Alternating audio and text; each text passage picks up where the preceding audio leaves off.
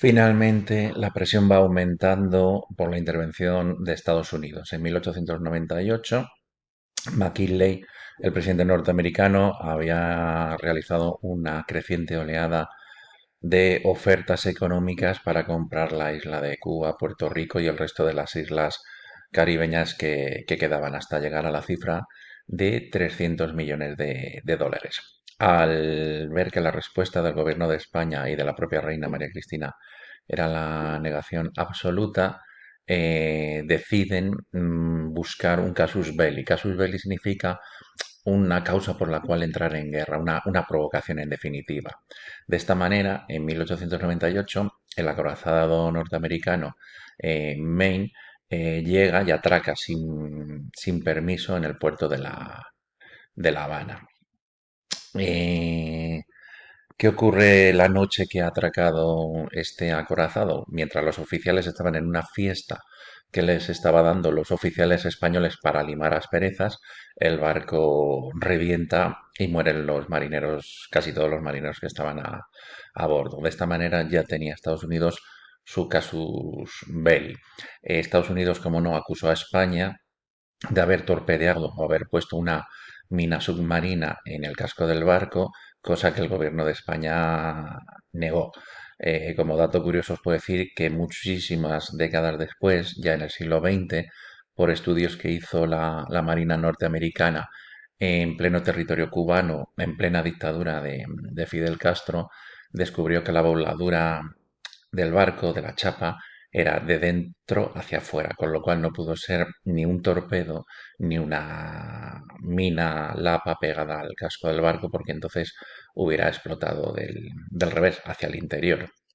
Ese día se sabe por los partes meteorológicos que hubo una tormenta eléctrica muy fuerte que seguramente provocaría una acumulación de electricidad estática enorme que las bodegas hizo seguramente saltar una chispa donde estaban las balas de algodón para los cañones y la pólvora, con lo cual fue un accidente absolutamente no provocado, ni siquiera fue un accidente artificial. ¿A quién se le encarga la batalla? Pues va a ser al almirante Cervera, por parte de España. Aquí tenéis un periódico, el New York Journal, en el que habla de ese supuesto atentado. Si traducimos del titular, la destrucción del acorazado Maine ha sido obra del enemigo. Se ofrece una recompensa de 50.000 dólares por saber datos, pistas sobre ello. En ese momento, el secretario de Marina Roosevelt estaba convencido de que la explosión de este barco no ha sido un accidente. Roosevelt estaba muy interesado en meterse en esa guerra. De hecho, participó en ella activamente, luchando en territorio cubano, y esto le serviría luego para alcanzar tal grado de fama que acabaría siendo presidente de los Estados Unidos. Pues bien, el almirante Cervera denunció al gobierno de España que la superioridad de la flota norteamericana era total. Nosotros no todos nuestros barcos eran acorazados, sino que teníamos barcos también de madera. Se le atacó de cobarde y de traidor, pero él se dirigió directo a Cuba convencido de que la destrucción de la flota iba a ser total. Se nos destrozó la flota en Cavite y en Santiago de Cuba. Aquí tenéis fotografías de ese corazón Maine y más recortes de prensa de la época. Este es el presidente McKinley y este es el almirante Cervera, que fue injustamente tratado de cobarde. Simplemente él, desde un punto de vista técnico, avisó al gobierno de España. En los últimos años también deciros como anécdota que también ha vuelto a ser maltratado, puesto que en el gobierno balear hace unos años decidieron quitarle el nombre de una calle de Palma de Mallorca, amparándose en la ley de memoria histórica, diciendo que era falangista y que había participado en la Guerra Civil Española. Nada más lejos, porque cuando él fallece ni siquiera existía la ideología de falange, ni siquiera se había producido el golpe de Estado, ni mucho menos era franquista, más que nada porque murió muchísimos años antes, para que veáis hasta qué punto se puede llegar a tergiversar la historia. tengo el honor de conocer a una de sus bisnietas, que es amiga mía, y fue una de las personas que junto con el resto de la familia reclamó al gobierno de España y al gobierno balear que se volviera a poner el nombre de la calle de Nueva Palma de Mallorca, hecho que ocurrió puesto que el juez dio la razón evidentemente a la familia Cervera. Ahí tenéis imágenes ya de los acorazados españoles tal como quedaron en la bahía y completamente destrozados. A día de hoy incluso se pueden visitar, se pueden hacer snorkel entre, entre ellos y fue un absoluto desastre. ¿El motivo cuál fue? Nuestros barcos estaban en la bocana es esta parte estrecha del puerto de la bahía, y fuera se desplegaron los barcos norteamericanos en esta disposición, como tenéis aquí el Brooklyn, el Texas, Iowa, Oregón, Indiana, y los barcos españoles estaban en esta bocana, aquí en el interior. Claro, evidentemente, cuando tú sales, al ser una zona tan sumamente estrecha, ¿cómo van a tener que salir? Van a tener que salir de uno en uno, con lo cual fue un auténtico tiro al pato, como si fuera en una caseta de feria de un parque de atracciones. Fue muy fácil porque cada uno de los acorazados norteamericanos ya tenían prácticamente asignado a un acorazado, a un barco español, con lo cual la guerra duró lo que es la guerra naval, el ataque y bombardeo, pues alrededor de 3 4 horas se resolvió, se zanjó el tema. Aquí tenéis caricaturas, esta es por parte de España, una mujer que representa a España riéndose del cerdo norteamericano. Esta otra es todo lo contrario, es una caricatura norteamericana donde el tío Sam está ayudando a los filipinos frente a los españoles que nos representan como un gitano.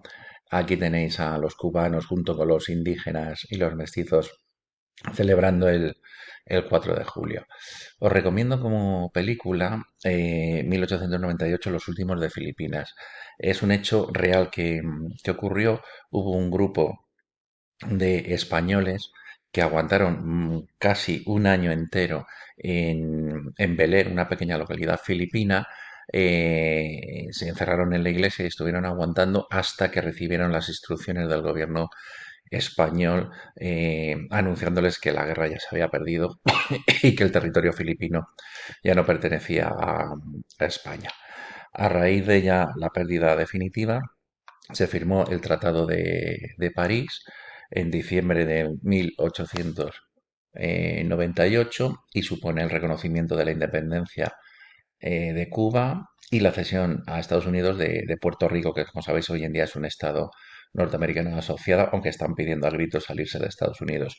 La isla de Guam, las islas de la zona de la fosa de las Marianas también, y las Filipinas. A cambio, el gobierno norteamericano nos dio 20 millones de dólares. En 1899 venderíamos también a Alemania las Islas Carolinas, las Marianas y Palaos. También deciros que a las Islas Hawái, que también nos pertenecían, también las perdimos. Esto es la fotografía que representa ese hecho histórico, repito, de la firma de París.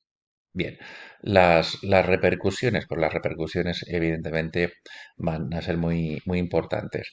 Esta frase se acuñó, fue muy famosa, la dijo el gobernador de Cuba, cuya bisnieta también tengo el honor de que sea amiga mía, y fraguó esta frase de más se perdió en Cuba, que es una frase muy típica que vuestros abuelos y padres y madres conocen perfectamente. Pues bien, eh, la repercusión es evidentemente el resentimiento hacia los militares españoles, puesto que se ve eh, que al no contar con el apoyo político les ha llevado a una guerra sin nociones de victoria, porque evidentemente el gigante norteamericano era imposible vencerle.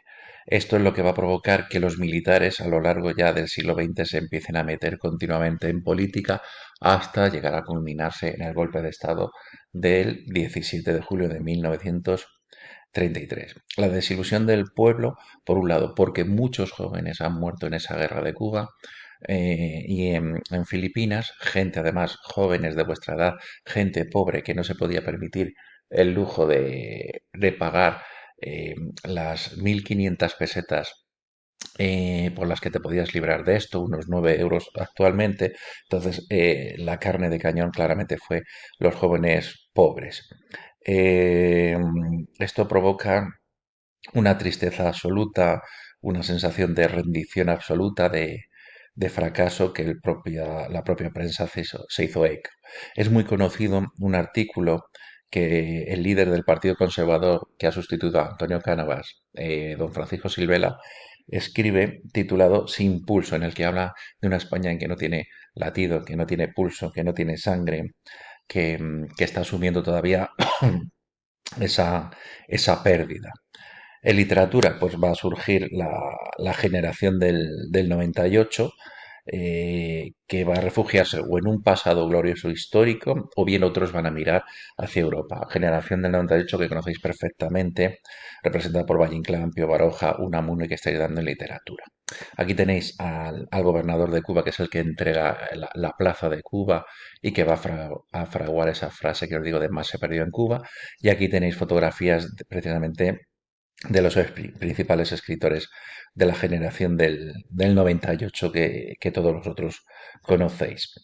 Y de Francisco Silvela, pues un fragmento en el que habla precisamente de eso, de hay que dejar mentir y despojarse con la verdad, hay que abandonar las vanidades y sujetarse a la realidad, reconstruyendo todos los organismos de la vida nacional, sobre los cimientos modestos pero firmes que nuestros medios nos consientan, no sobre las formas huecas de un convencionalismo que como a nadie engaña, a todos los desalienta. Lo que está diciendo es que hay que dejarse de falsedades, hay que reconocer la derrota, hay que reconocer la flaqueza de España y sobre las pocas bases sólidas que existan empezar a construir un nuevo Estado español.